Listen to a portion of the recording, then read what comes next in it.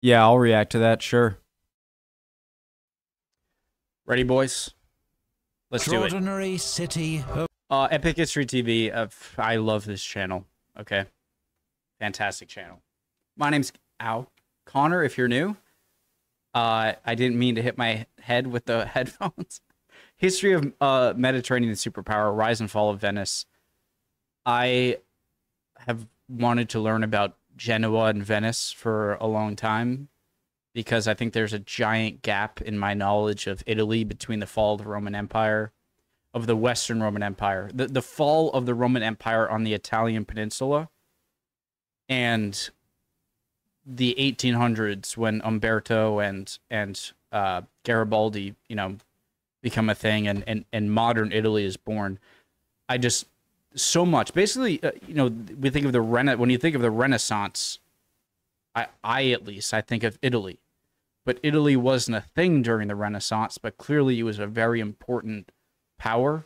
The powers within the Italian peninsula, and Venice was clearly one of them. So I'm excited to learn more. Original link to the video, top of the description. My name's Connor. If you're new, let's learn. of Venice. The extraordinary city of Venice, queen of the Adriatic.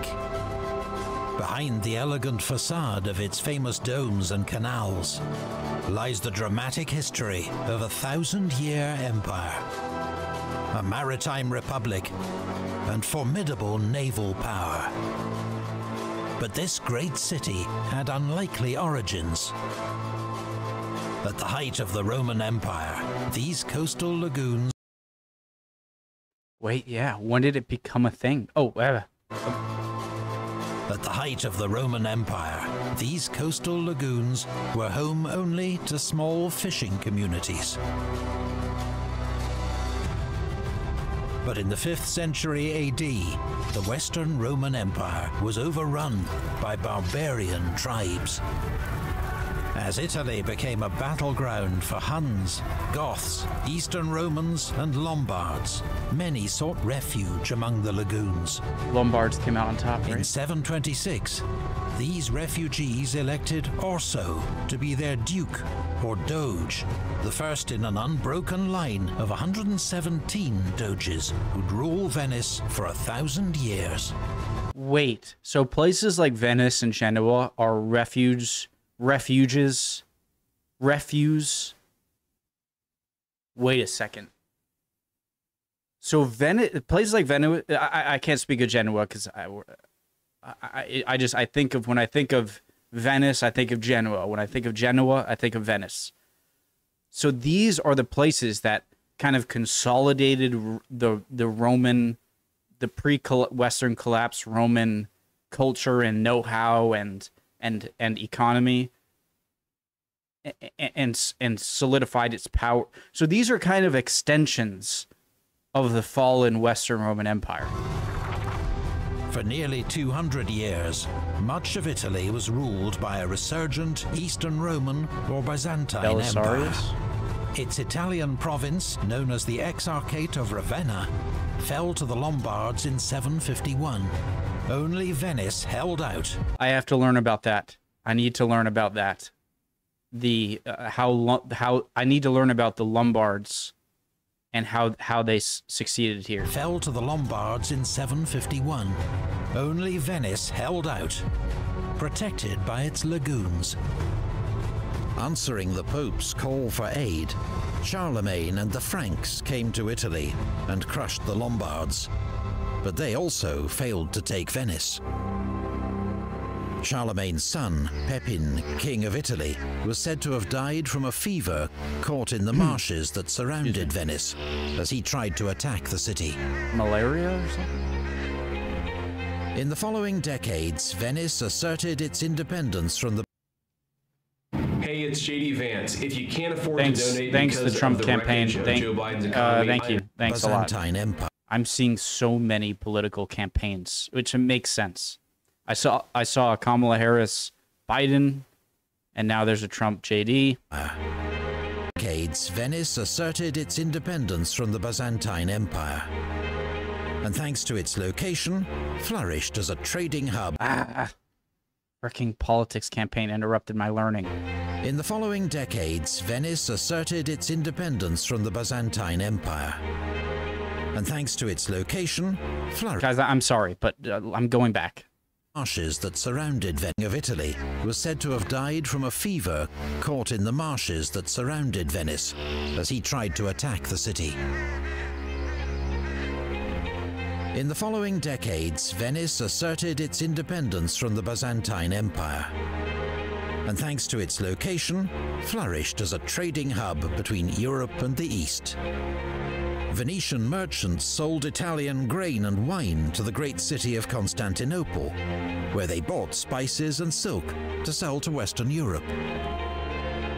Above all, Venice's early success came from the trade of salt, the vital food preservative of the medieval world, harvested from salt pans and... So guys, like, if America fell, right, and the modern day American government and kind of rich people fled to New York City and Boston, or New York City and Washington, D.C., and those never fell, but continued on that American kind of knowledge and stuff, that's kind of what happened with Venice after the fall of the Roman Empire, Western Roman Empire. Is that fair? Lagoons. The Venetians went so far as to describe salt as il vero fondamento del nostro Stato, the true foundation of our state. In 828, two Venetian merchants visiting Alexandria smuggled the supposed body of St. Mark back to Venice to boost... Guys, one of the things I don't get about the importance of salt, obviously it's great in food, not the importance of salt, but the value, because can't you simply just take seawater and then pour it in a place for it to evaporate, and boom, you have a bunch of salt? So it seems like something that, I mean, it must have been in such high demand that you couldn't just rely on sea salt. The standing of smuggled the supposed two Venetian merchants visiting Alexandria smuggled the supposed body of St. Mark back to Venice to boost the standing of their home city. The saint's relics were interred in the city's great new church, the Basilica di San Marco. The first basilica was destroyed by fire in 976. Today's cathedral, consecrated in 1094, stands on the same site. I hate St. Mark became the city's patron saint. His emblem, the winged lion, became the symbol of the Republic and decorated its standard. Venetian trade routes to the east were plagued by pirates from the Balkan and North African coasts. So Venice built a navy to drive them from the seas and garrisoned strategic harbors and islands along the Adriatic shore. By the year 1000, doges of Venice were also styling themselves Dukes of Dalmatia. The distinctive Venetian warship was the galley, powered by up to 150 oars and triangular lateen sails, rigged fore and aft. Weapons included a battering ram and around 30 crossbowmen. Galleys were also used to transport high-value cargo. First crossbow, guys?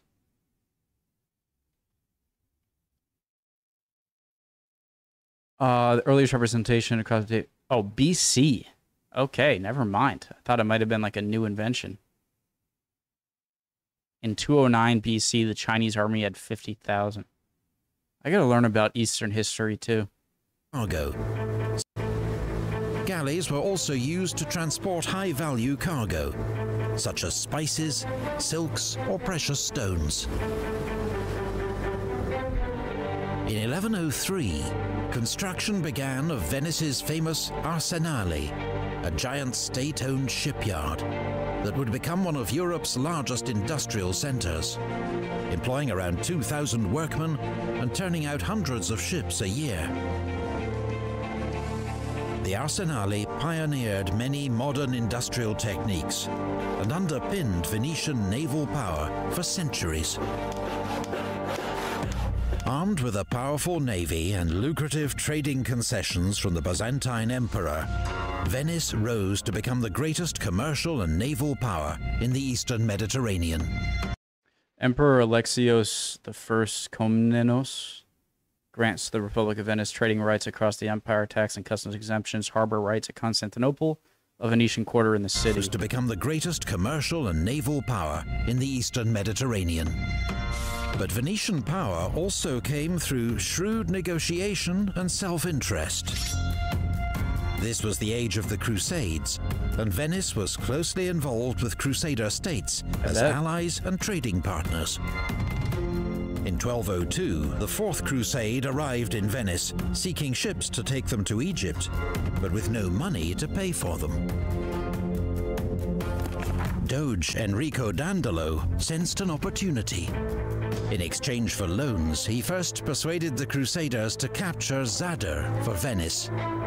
Then, relations having soured between Venice and the Byzantines, to attack Constantinople itself. In 1204, the world's greatest Christian city was sacked and plundered by self-proclaimed. So you're on the fallen part of the Roman Empire. You retain your power in Venice. You get strong enough in trade and then just shipbuilding and stuff to the point where you alone can actually successfully attack the Eastern Roman center. It's crazy. I love these videos so much.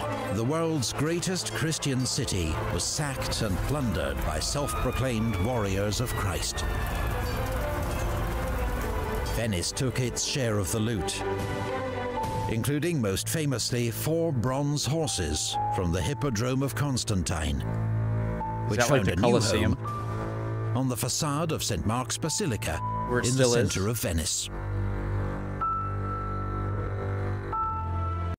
Oh, right. They removed in 1973 due to conservation concerns and replaced by these replicas. In the center of Understandable. Venice.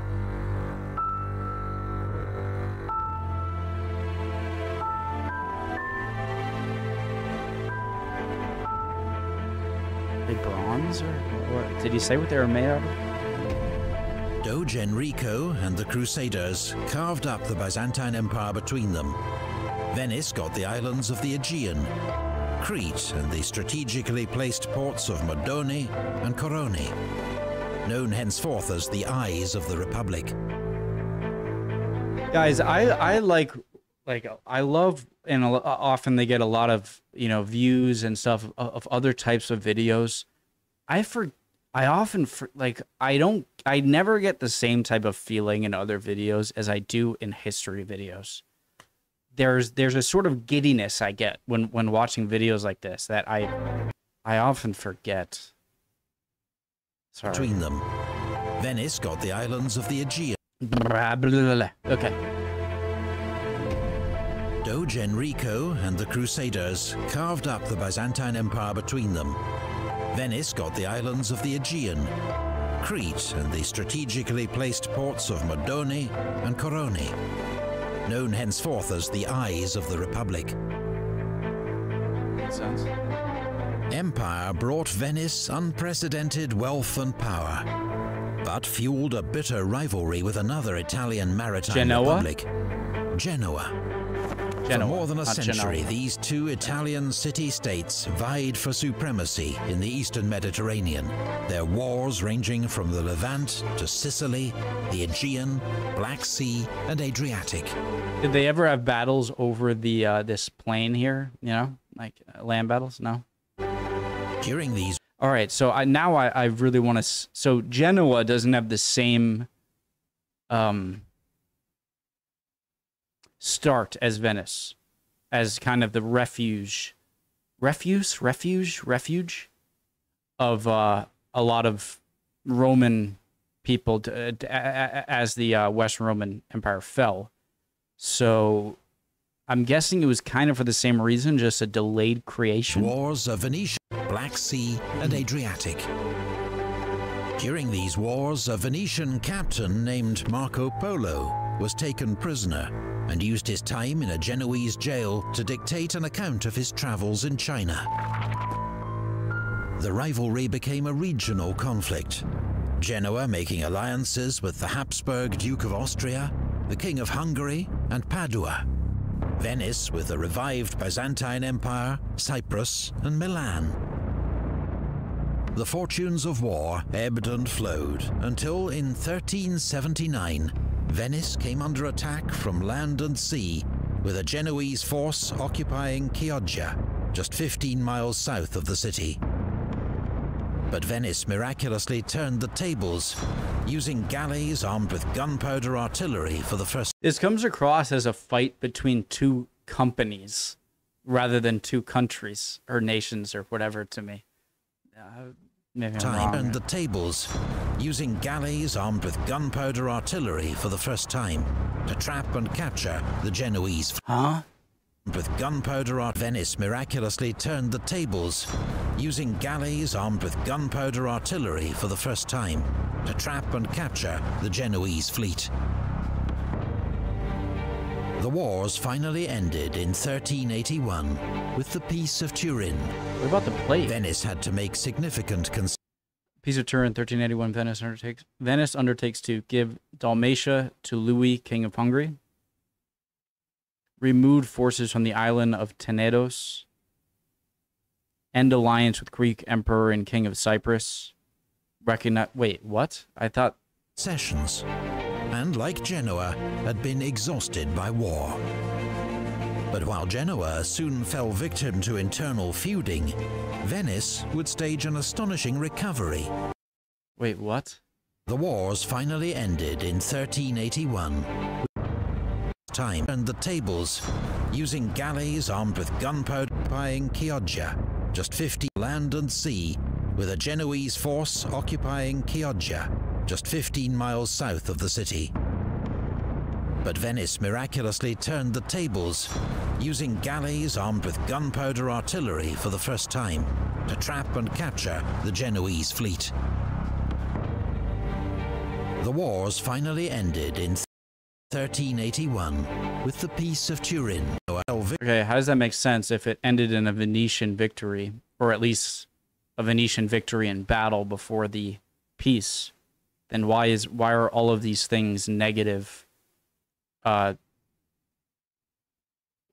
Venice? Victim to internal feuding, Venice would stage an while Genoa soon fell victim to internal feuding, Venice would stage an astonishing recovery, thanks in large part to the unique system of government by which the Republic was now ruled.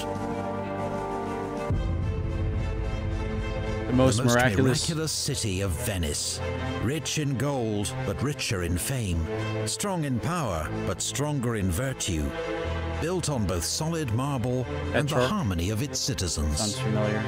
Petrarch. While Western Europe was dominated by kings who claimed to rule by divine right, several Italian city-states harked back to classical forms of government, chiefly the idea of the Republic, res publica, the thing of the people. However, at the height of its power, Venice's Republic, La Serenissima as it was known, was firmly in the hands of its nobility. Only those whose names were listed in the Golden Book, the city's registry of nobility, could join the Great Council, which appointed all senior officials. Are there any recognizable names, even if they're not exactly them? Polani kind of sounds familiar. Zanni.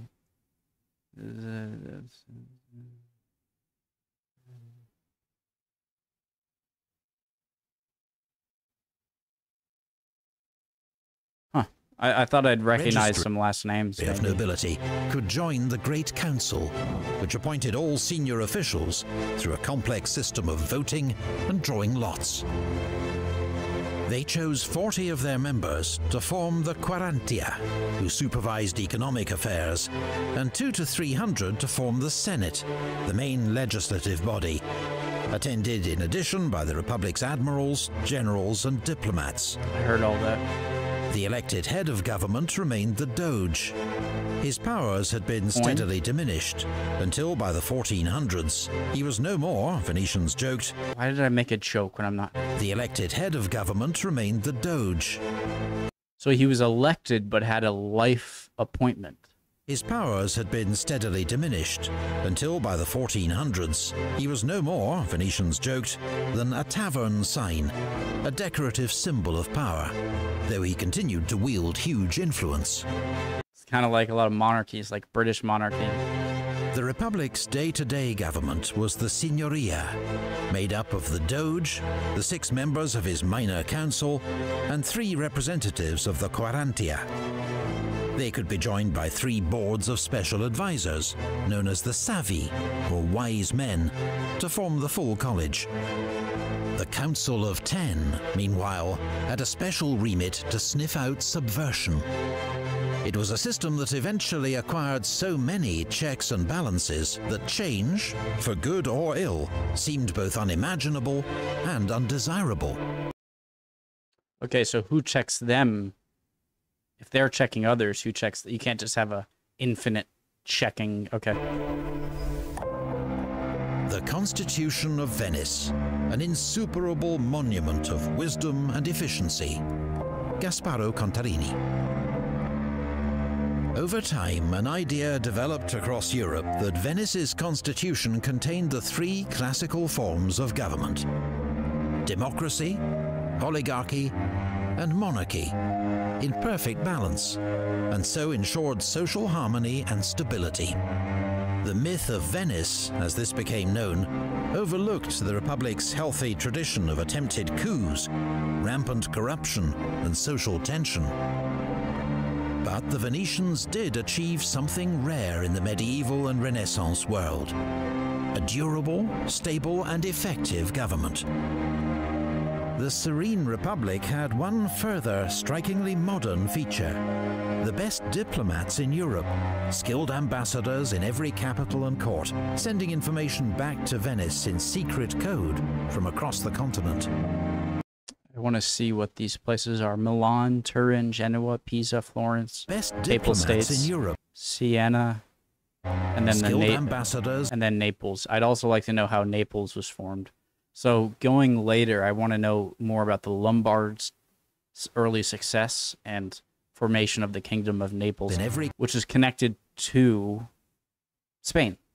Capital and court. The best diplomats in Europe, skilled ambassadors in every capital and court, sending information back to Venice in secret code from across the continent. Venice would need every advantage, for the years ahead would be dominated by bitter wars with her Italian neighbors and new challenges to her empire. You Venetians are very wrong to disturb the peace of other states, rather than to rest content with the most splendid state of Italy, which you already possess. If you knew how you are universally hated, your hair would stand on end. You are alone, with all the world against you. Galeazzo Sforza.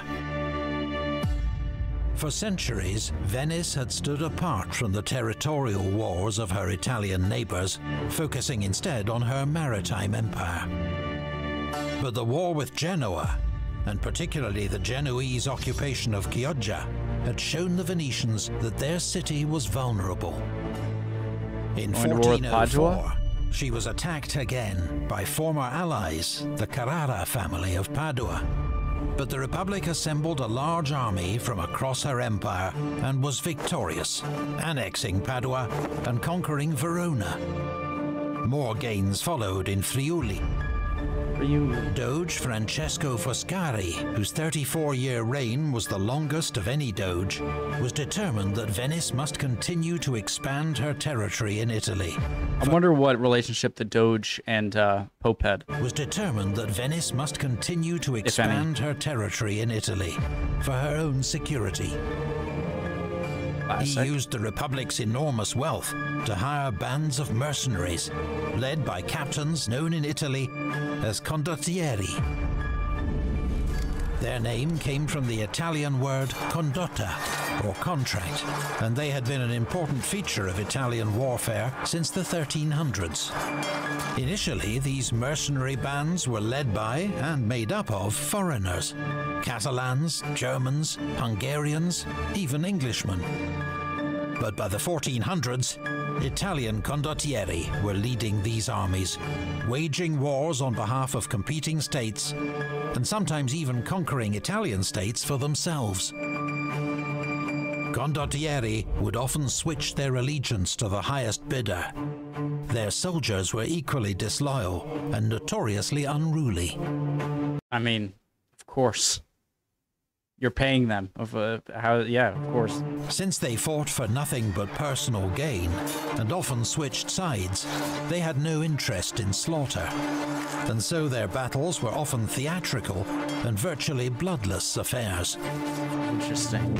That also makes sense. The ambitions of the Venetian Doge and his condottieri put Venice on a collision course with the leading power. Of course, with essentially what seems like mercenary armies or just hireable armies, they're not going to have the same sort of impassioned national or rooted interests in Venice. They're not, they're paid.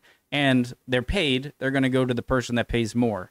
All of that makes sense. And his condottieri put Venice on a collision course with the leading power in northern Italy, the Duchy of Milan. A long war began between the two states and their allies, with the Venetians winning a great victory at Moclodio. In the treaty that followed, Venice gained yet more territory, pushing west past Bergamo to the River Adda. Hey, this is the place where Napoleon fought against the territory, pushing west past Bergamo to the River Adda. But war soon broke out again. For nearly 3 decades, northern Italy was ravaged by bands of mercenaries. Their leaders were immortalized by the great artists of the day, men such as Francesco Sforza and Bartolomeo Colleoni. Finally, by the Peace of Lodi, Venice secured her Domini di Terraferma, her mainland state, to go with her Stato da Mar, her overseas empire. 40 years of relative peace followed, shattered in 1494 when the King of France, Charles VIII, invaded Italy with a large army. His goal? To enforce his hereditary claim to the Kingdom of Naples. But his actions united even bitter enemies like Milan and Venice against him. The Italian states formed the League of Venice, led by the Borgia Pope Alexander VI, and fought King Charles at Fornovo, but could not prevent his escape back to France. It was the beginning of a long conflict, known simply as the Italian Wars, which saw northern Italy become the primary battleground in the bitter contest between the kings of France and the Habsburg Empire. The amount of people that had to have died over the centuries, over the millennia in this area is just insane. Italian Wars, which saw northern Italy become the primary battleground in the bitter contest between the kings of France and the Habsburg emperors. It was fought against the backdrop of the Italian Renaissance and Protestant Reformation, a complex and sprawling conflict that would last 6 decades. The early display of Italian unity was short-lived. Venice soon switched sides, allying with the King of France against Milan in order to share in the spoils of her defeat. Jesus Christ. Venetian ambition was now regarded as a major threat by her Italian neighbors. Yeah, I bet. Of these, none was more ruthless than the Pope. Pope Julius II, the man who commissioned Michelangelo to paint the Sistine Chapel and created the Pope's famous Swiss Guard, was determined to crush Venetian power. Venice, he declared, would be returned to the status of a fishing village. Pope Julius issued a papal decree excommunicating the entire Venetian Republic, a bold move that effectively declared open season on the Venetian state, its assets, and citizens. So he basically said, like, they're not Christians. Is that what he just did? It's like, all right, Venetians, they're not Christians anymore. Go get them. He also assembled a formidable alliance against Venice, the League of Cambrai, the mightiest ever faced by a single Italian state. Venice. How long ago was that? Okay, we're at 1804. I'll go back. We're 1804. I remember. Against him, Alexander the Sixth states formed the League of Venice, led by the 1495, 1804, 1804. Venice faced an existential What year is it? 1495. Is it right now? Right. Threat. In 1509, at the Battle of Agnadello, This was only like 10 years later. her forces suffered a crushing defeat at the mightiest ever faced by us against Venice, the League of Cambrai, the mightiest ever faced by a single Italian state.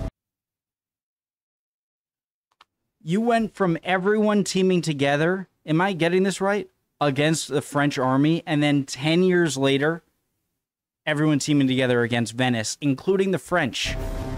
Venice faced an existential threat. Bad boy.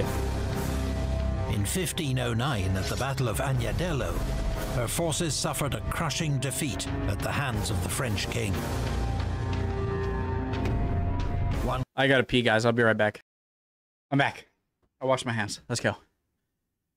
Contemporary hands of the French king. One contemporary, the Florentine diplomat Niccolò Machiavelli, wrote that Venice had lost in one day what it had taken her 800 years to conquer.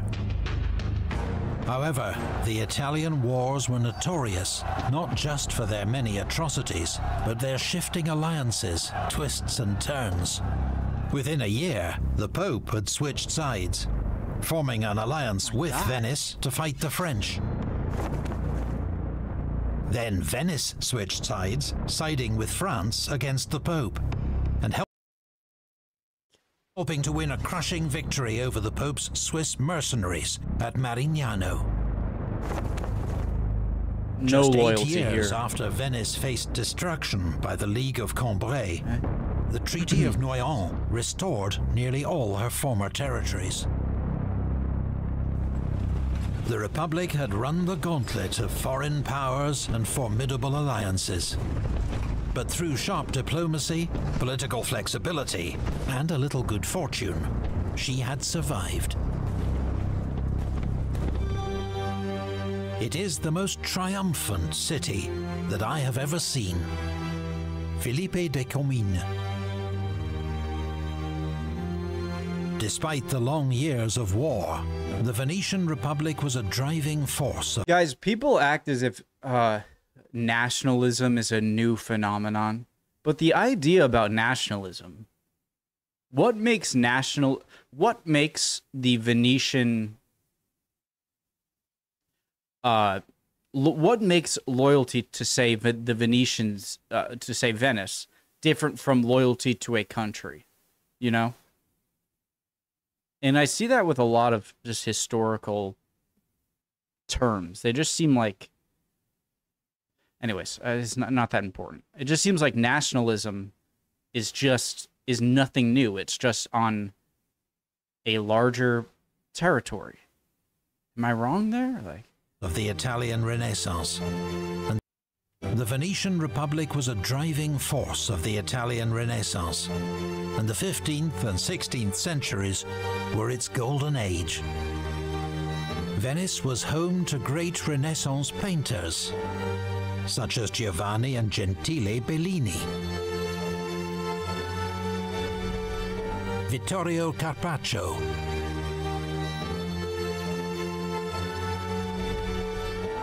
Titian,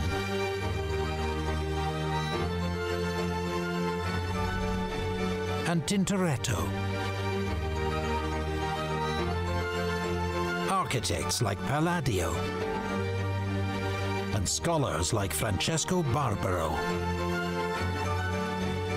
He was one of the new humanists who devoted their lives to the rediscovery, study, and sharing of texts from ancient Greece and Rome.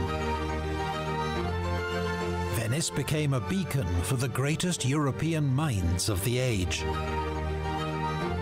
Visitors included the great Dutch philosopher Erasmus of Rotterdam and the Italian astronomer Galileo, who demonstrated his telescope for the Doge. But Venetians had a reputation as doers rather than thinkers.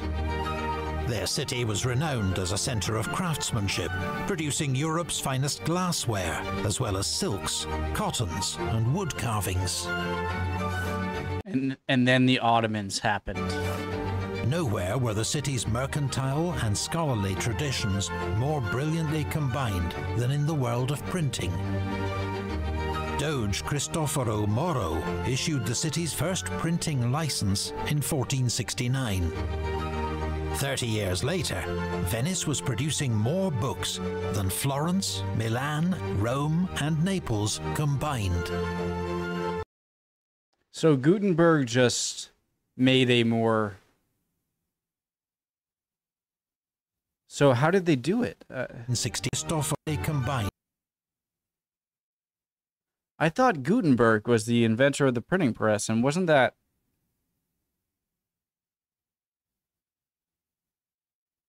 Um...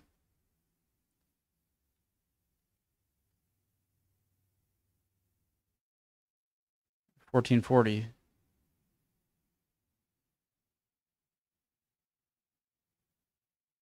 Okay. Okay. All right.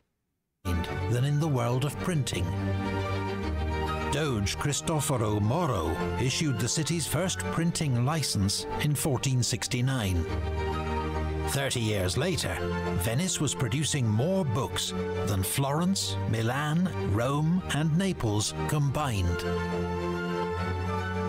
Venice was where Aldus Manutius invented the paperback and set out to publish every surviving great work from classical Greece. Hero. Absolute hero. By the end of the 15th century, Venice was the printing capital of the world.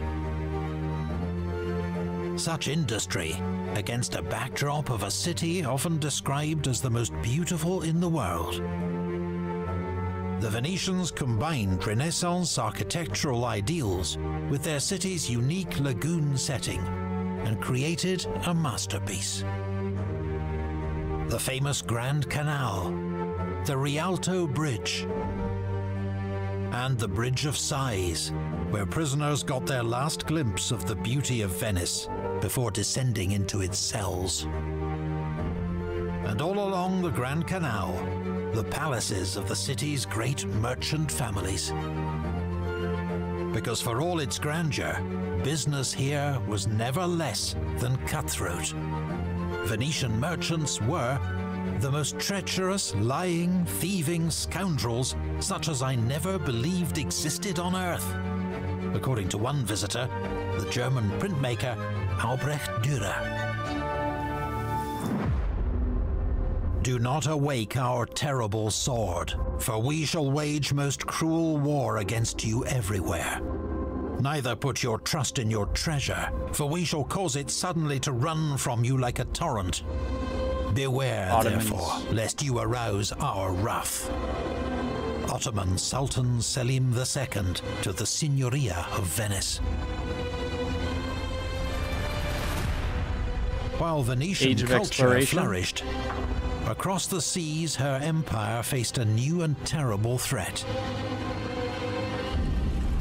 In 1453, the Byzantine Empire, which Venice had helped to weaken 2 centuries before, fell to the Ottoman Turks. You needed Metternichian policy.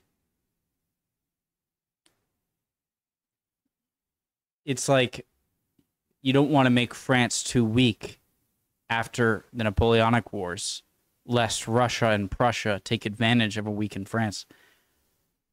They should have known having a weak Byzantium meant that any foreign Eastern powers would take advantage, Initially, which would eventually lead to the Age of Exploration. the right? relationship between Venice and the Ottomans was businesslike. Where was Metternich when you needed him? Venetian merchants were allowed to remain in Constantinople with the same trading privileges they'd always had under the Byzantine Empire. But there could be no illusions about the Turks' next target. Mehmed. Ottoman Sultan Mehmed the Conqueror. Oh, had the coolest name in history. Or who is another cool one? Mehmed. That just is such a cool name. Venetian Empire firmly in his sights. The onslaught was not long in coming. Argos and Negroponte fell first, as Venice struggled to defend her empire against Ottoman military might. This conflict would last, on and off, for more than 2 centuries. The Venetian fleet, once so dominant, was overwhelmed by Ottoman naval forces, led by skilled admirals such as Hayreddin Barbarossa.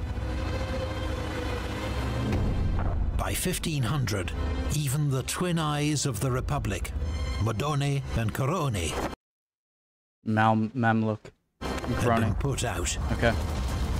The eyes of the empire. Doges could only watch on, of Venice. powerless, as the Venetian power base in the east crumbled. In 1570, the Ottomans came for Cyprus. The garrison of Famagusta only surrendered after an 11-month siege. In violation of the terms of surrender, the Venetian commander, Marcantonio Bragadin, was flayed alive.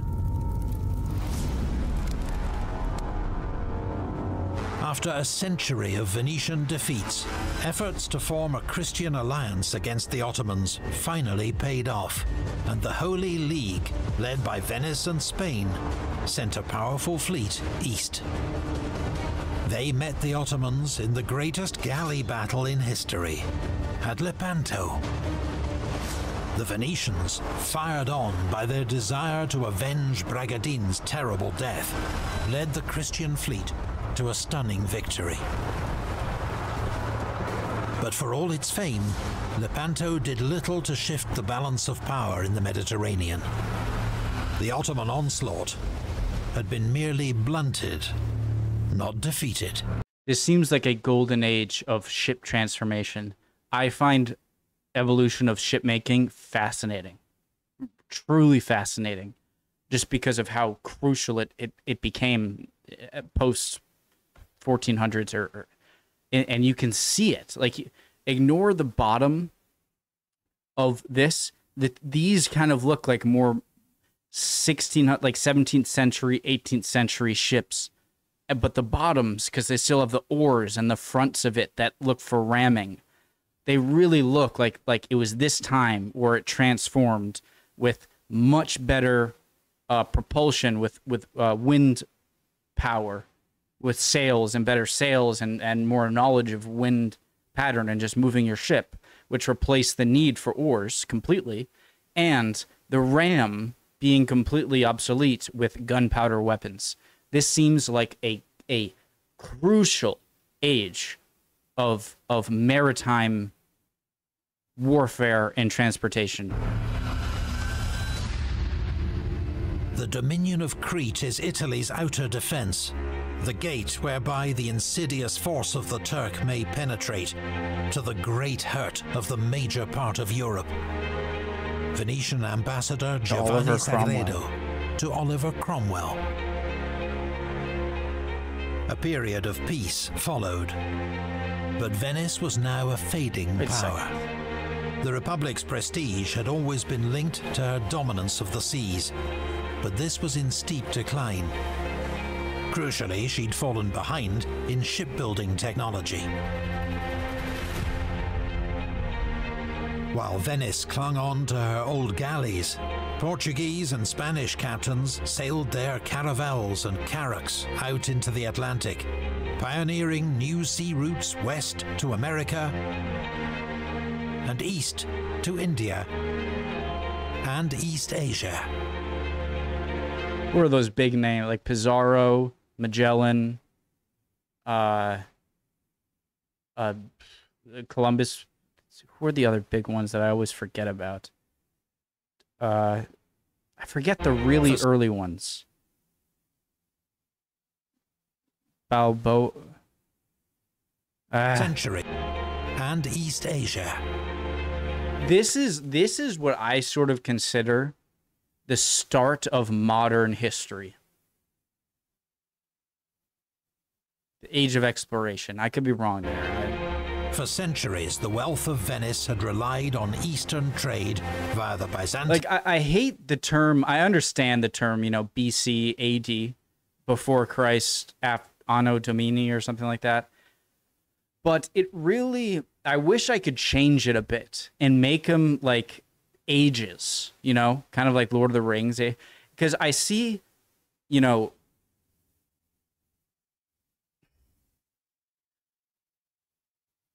far back stuff like the Sumerians and the Babylonians, all the way up to the Egyptians, and then places like the Phoenician, and then the Greeks, and then the Romans, Roman Empire, and then stop. And then from the end of the Roman Empire to the beginning of the Age of Exploration, stop. That was the second age. And now this is the third age. From the Age of Exploration to right now. I want to change it. Okay? Because, okay. Byzantine and then Ottoman empires. Now, she had been cut out. And while Venice fought costly wars... So you stopped being that main, and the territory you did gain stopped being the main kind of access route to goods because of the Ottoman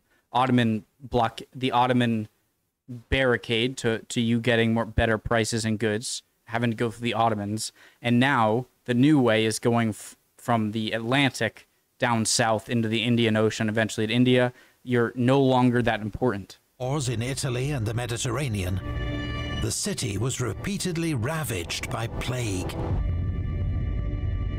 The Black Death of 1348 was the first, but outbreaks in 1575 and 1629 were almost as lethal, each killing about a third of the city's population.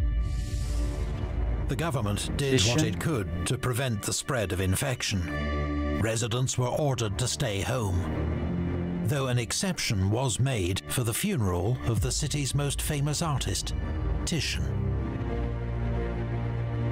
New arrivals had to isolate themselves aboard ship for 40 days. The quarantena, that's the origin of quarantine. With Venice weakened by war and plague, the Ottomans sensed an easy victory. In 1645, they attacked Venice's last major overseas possession, Crete. The Republic rallied. Funds were raised from the nobility, and appeals went out to the crowned heads of Europe to fight once more for Christendom. But this time, Venice would stand alone. Most of Crete was quickly overrun. But under the leadership of Francesco Morosini, said to always enter battle with his cat by his side, the port of Candia mounted a heroic resistance that was to last 21 years, one of the longest sieges in history.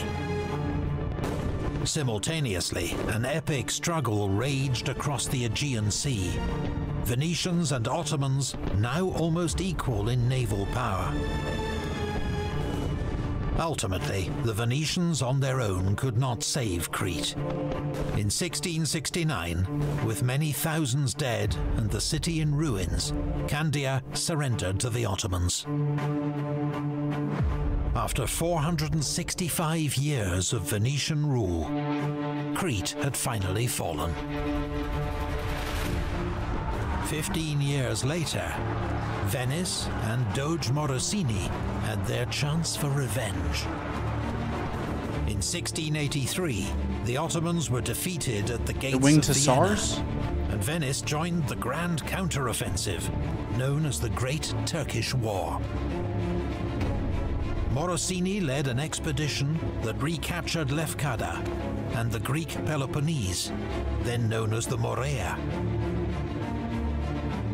But During the Venetian siege of Athens, one of their shells hit the Parthenon, where the Ottomans were storing ammunition.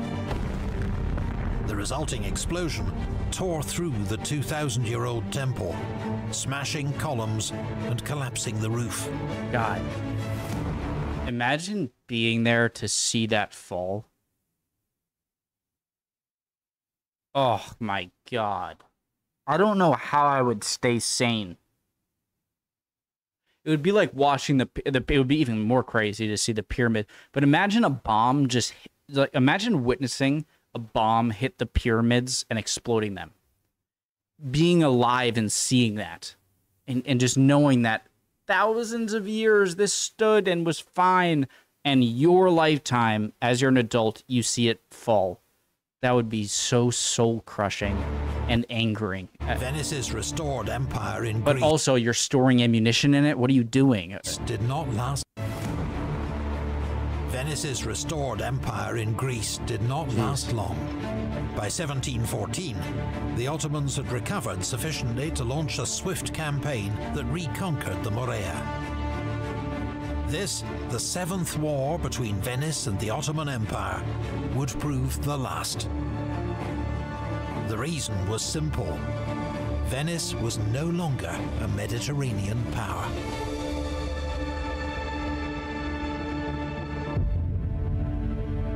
She is reduced to a passive existence. She has no more wars to sustain, peaces to conclude, or desires to express.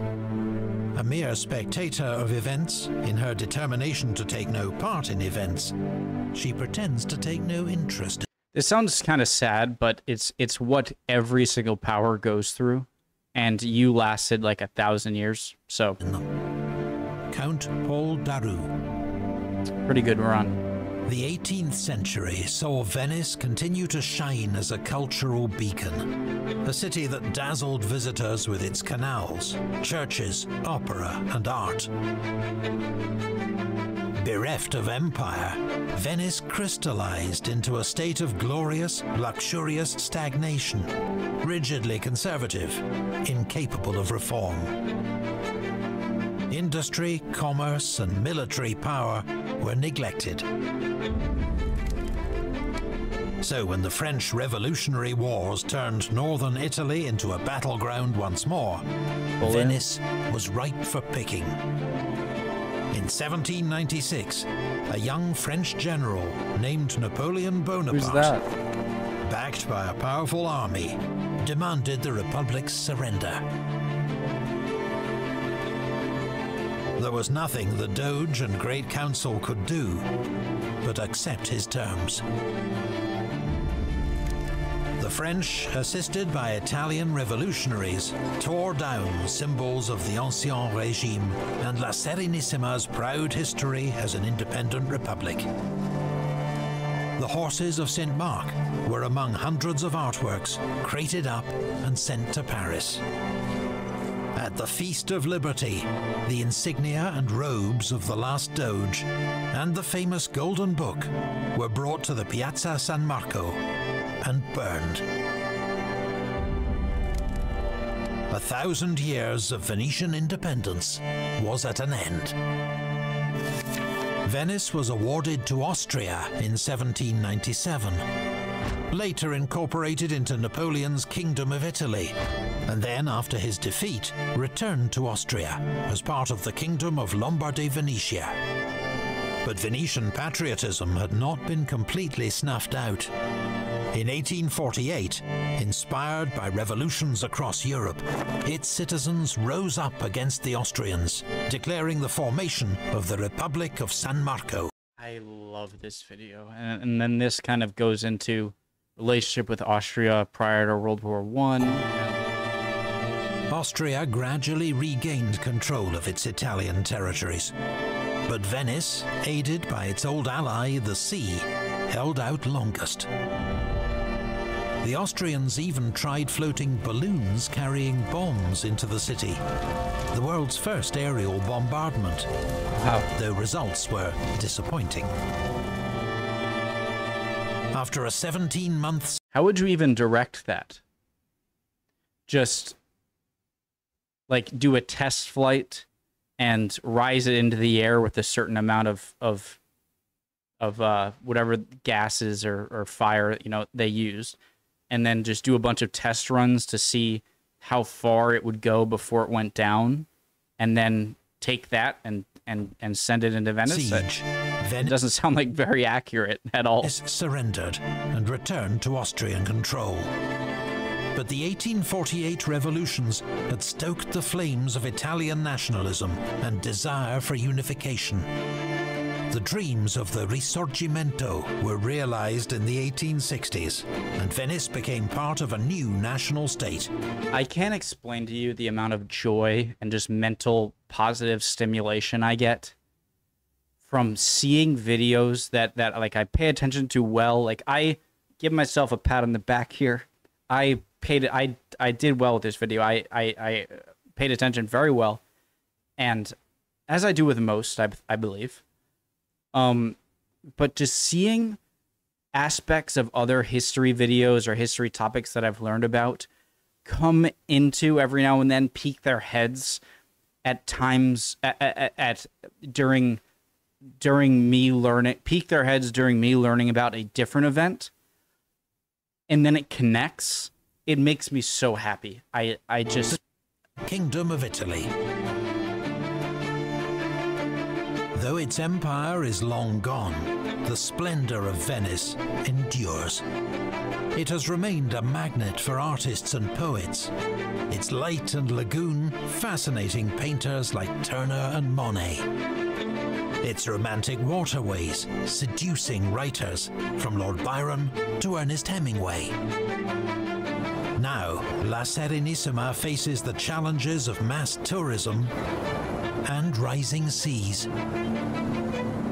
Venetians are fighting back where they can, successfully pressuring authorities to reroute the largest cruise ships and limit the size of tourist groups. But Venice now finds itself on the front line of the global climate crisis. There are fears that it could be engulfed by the sea before the end of the century. You'll incorporate engineers and know-how. Look at how the Dutch did. I'm sure you could do the same thing. Extraordinary city, the center of a powerful maritime empire that lasted more than 1,000 years, has more battles to come.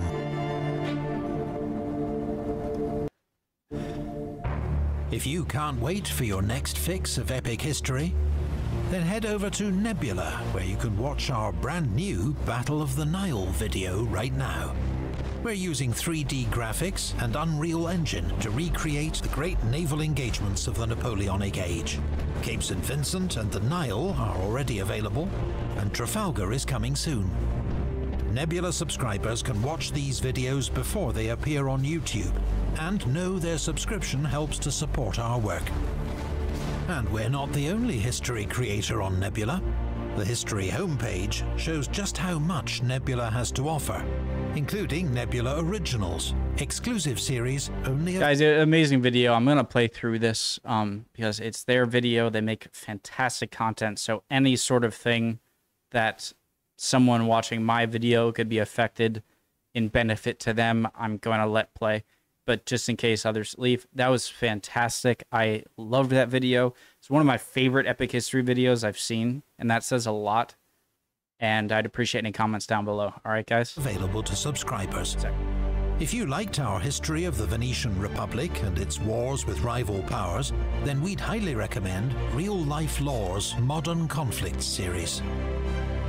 Across dozens of episodes, they examine more recent global conflicts, from the Chechen wars of the 1990s, right up to the ongoing war in Ukraine, taking an in-depth look at their root causes and major military developments. All these Modern Conflicts episodes are Nebula Originals, so you can't watch them anywhere else. For those that don't know, Nebula is a prestige streaming service built by creators for those who want to leave the clickbait, ads and algorithm behind. On Nebula, you'll find only hand-picked creators you can trust, working hard to create original, quality content. It's the fastest growing independent video platform on the internet, and it fairly rewards creators, so your subscription actively supports channels like ours. On Nebula, you can watch our entire catalogue ad-free and see new videos like our Nelson's Battles series at least a week before they're released on YouTube. All this and a massive discount for Epic History viewers. The link in our video description gets you 40% Make sure off to use the those, annual guys. plan. That's just $30 a year. Not only do the promo codes and links give you fairer deals when you go over there, it also helps the people you learn it from, like Epic History TV. So super important. You use any codes or you know, whatnot. Even better, the Nebula Lifetime Plan offers lifetime access without strings for $300 and helps Nebula to fund more of its original creator-owned series. Thanks to all our existing Nebula subscribers, and for everyone else watching, we hope to see you there soon. Thanks as always to the Patreon supporters who help to make this channel possible. Fantastic video. 10 out of 10 from a 10 out of 10 channel. Loved it. Would appreciate any comments down below as always. You guys are awesome with that. Love you guys for that. Hope you're all doing well. Okay, I really mean that. Forget history for a moment. Mental health means a lot to me. I hope you're all doing well. If not, chin up. You'll be good soon. Don't worry. All right. See you guys next time. Bye.